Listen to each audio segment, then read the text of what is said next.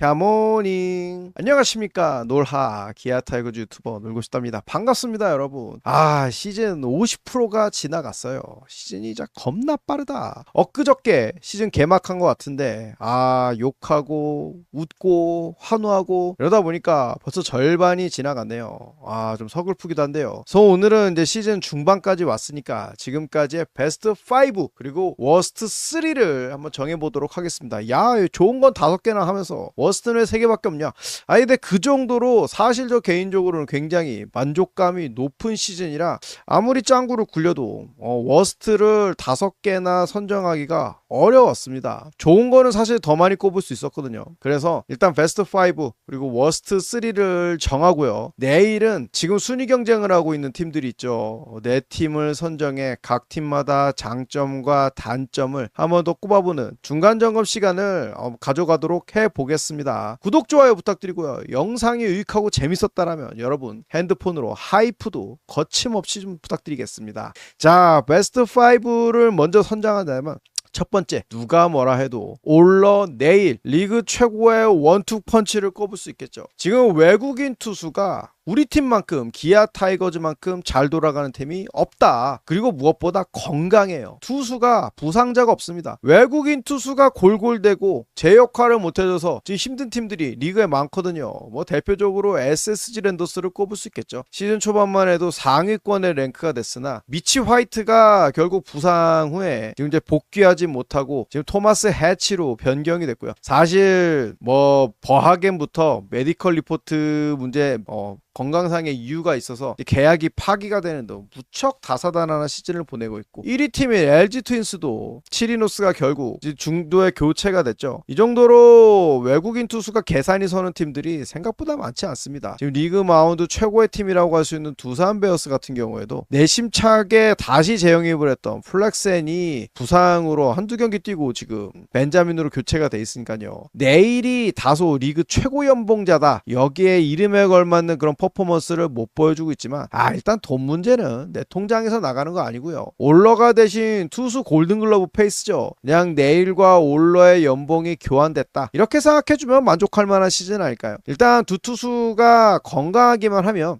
어느 정도의 역할을 해주고 계산이 서는 피칭을 해주고 있기 때문에 지금 국내 선발 3자리가 불안한 기아로서는 네일과 올러에 기대할 수 있는 부분들이 그만큼 크죠. 시즌 끝까지 아무쪼록 아프지만 않으면 좋겠습니다. 자, 두 번째로 유망주들의 성장을 꼽을 수 있어요. 어떻게 봐도 이번 시즌 우리가 리빌딩 시즌이죠. 오프 시즌에 최영우와 박찬호, 그다음에 지난 시즌 중반에 이우성과 최원준, 중간급 베테랑들의 이탈이 굉장히 많은 시즌이기 때문에 강제로 리빌딩 시즌을 보내고 있어요. 이런 시즌에 가장 중요한 건 역시 어린 친구들의 성장인데 무척 소득 있는 시즌이다. 우선 외야수 2년차 박재현과 내야수 박상준이 무척 높은 고점을 보이고 있습니다. 특히 박재현은 지금 시즌 초중반 이후로는 꾸준하게 주전 외야수로 출장 중이고요. 박상준이 아주 많은 경기를 뛴 건 아니지만 간헐적으로 보여준 이 퍼포먼스가 무척 퀄리티가 높았다. 일단 선구안이 좋고요. 그 다음에 컨택률이 높은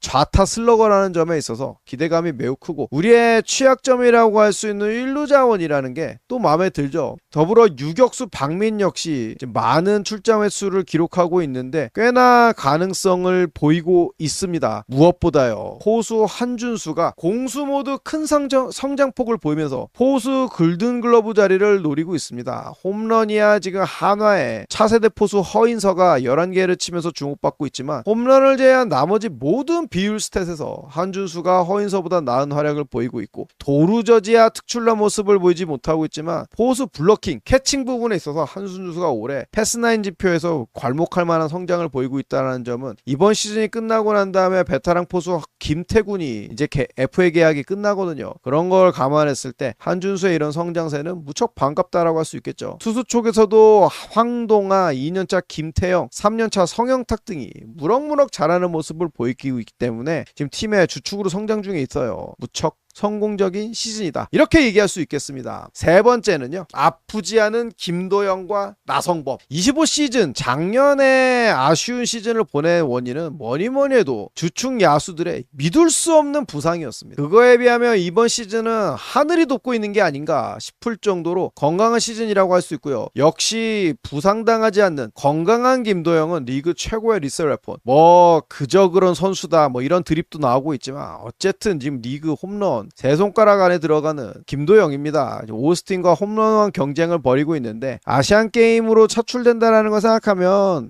이거는 이제 김도영이 오스틴을 앞서기는 어려워요. 그것보다는 이제 OPS라든지 WRC 플러스 쪽에서 탑5 안에만 들어가도 성공적인 시즌이라고 할 수 있고, 무엇보다 나성범이 FA 첫 시즌을 제외하고는 처음으로 정말 그 이름값에 걸맞는 활약을 해주고 있습니다. 시즌 초반만 하더라도 참 빠른 공 타이밍을 맞추지 못해 나성범이 이대로 저무는 건가, 저도 대신 걱정을 많이 하고 또 부진할 때는 비난도 많이 했거든요. 근데 5월 중순을 들어서 빠른 공 타이밍을 맞춰가기 시작하면서 꿈틀꿈틀하더니 6월 들어서는 몬스터급 시즌을 하고 있는 중이에요. 정말 공수 모두 만족할 만한 시즌을 보내고 있는데, 뭐 그 외에도 항상 부상을 달고 다니는 선수들이 여럿 있는데 이번 시즌은 좀 건강한 시즌을 보내고 있다라고 봐야겠죠. 투수 쪽에서 뭐 이탈이 있고 야수 쪽에서도 크고 작은 부상이 있지만 지난 시즌같이 장기 결장이 예상되는 선수는 극히 드물다. 건강한 한 시즌을 보내고 있다는 점에 있어서 매우 만족스럽습니다.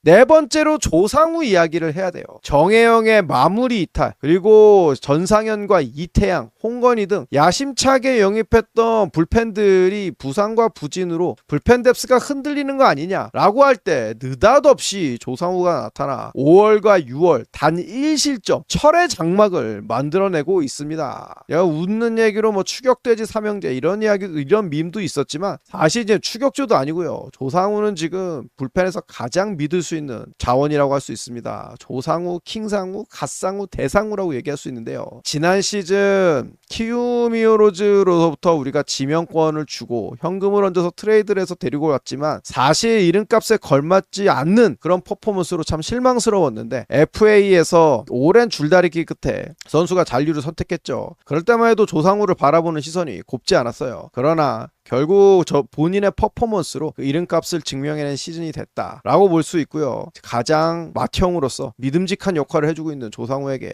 큰 박수를 보내고 싶습니다. 마지막으로 베스트 5, 무엇보다 순위죠.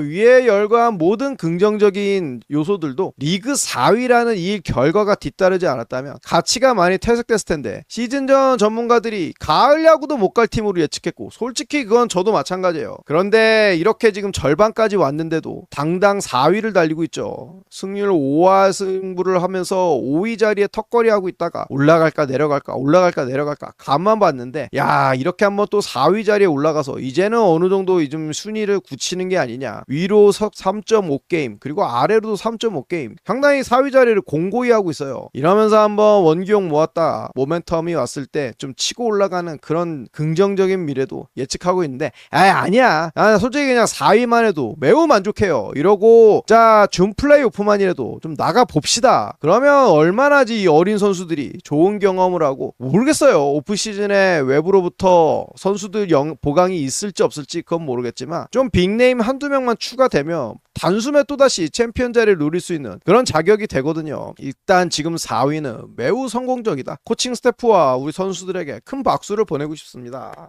자, 이제 아쉬운 점을 3개만 이야기해볼게요.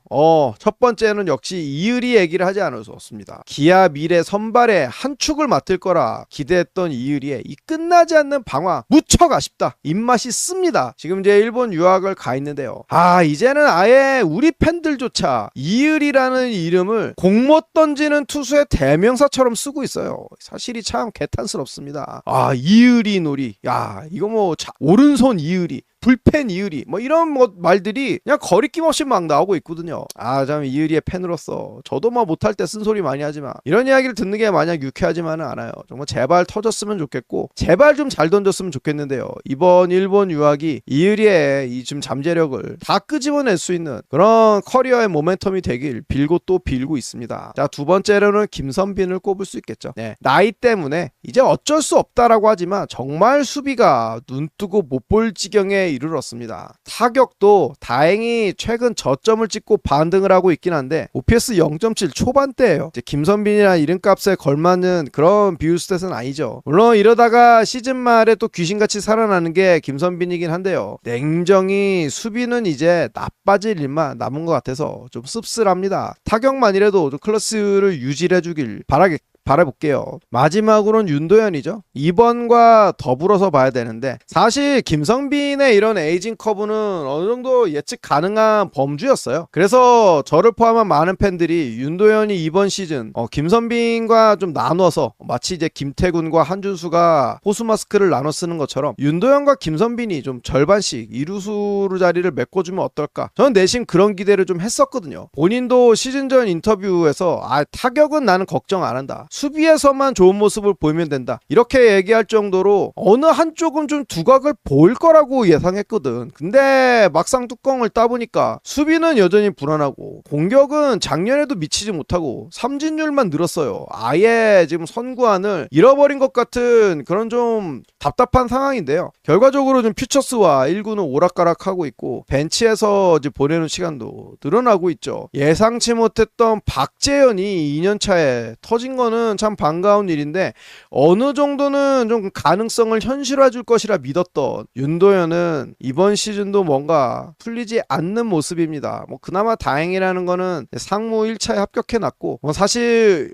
어느 정도만 되면 상무에 입대할 정도의 커리어는 되거든요. 군전역 이후를 노려봐야 되는 것인지 아니면 이번 하반기에도 뭔가 좀 보여줄 수 있을지 기대해 보겠습니다. 다시 한번 말씀드리지만 시즌 전 예측에 비해서는 무척 성공적인 시즌을 보내고 있고 저도 굉장히 만족스러워요. 최근에 경기력이 들쭉날쭉한 거는 어쩔 수 없다라고는 하지만 지금 어제까지 LG 트윈스와 KT 위즈 상대로 걔도 연달아 위닝 시리즈를 하고 있고 4위 자리를 공고히 하고 있기 때문에 정말 작년과 같은 어떤 부상 쓰나미, 예상치 못한 실력 부상 이런 것들만 나오지 않는다라면 이번 시즌은 굉장히 해피하게 행복하게 만족하면서 우리 팀을 바라볼 수 있지 않을까. 여러분도 조금 더 너그러운 모습으로 우리 팀을 응원해 주시고 선수들을 격려해 주셨으면 좋겠습니다. 영상 여기까지입니다. 감사합니다. 놀고싶다였습니다. 안녕.